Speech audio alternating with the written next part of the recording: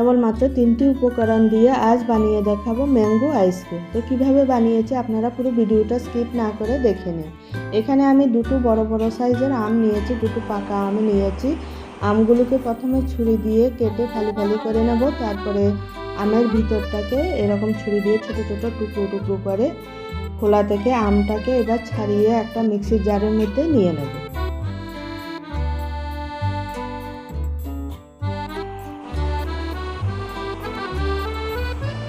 সব আমটাকে ছাড়িয়ে একটা মিক্সির জারের মধ্যে নিয়ে নিয়েছি। এবার আমের মধ্যে দিয়ে দেবো 100 গ্রাম চিনি, তারপর দিয়ে দেবো 4 চামচ গুঁড়ো দুধ,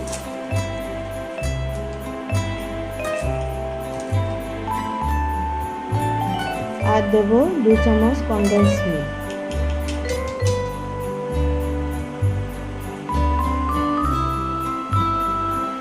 মিক্সচারটাকে একটু ঘন করার জন্য দিয়ে দেবো 2 চামচ কাস্টার্ড পাউডার।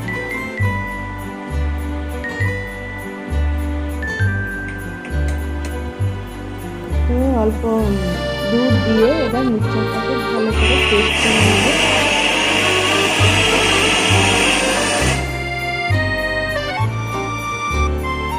একদম স্মুথ করে পেস্ট করতে হবে, তবে আইসক্রিমটা নরম হবে, সফট হবে ভিতরে।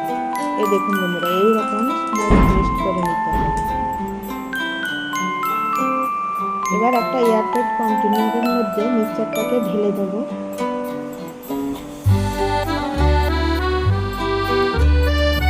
পুরো মিক্সচারটা একটা এয়ারটাইট কন্টেনারের মধ্যে নিয়ে এবার আমটাকে দিয়ে সব মিক্সচারটাকে মিশিয়ে নেব। আর উপর থেকে ডেকোরেটের জন্য কিছু কাজু আর পেস্তা কুচি করে নিয়েছি, কাজু আর পেস্তা কুচিটা দিয়ে এবার ঢাকা দিয়ে দেব।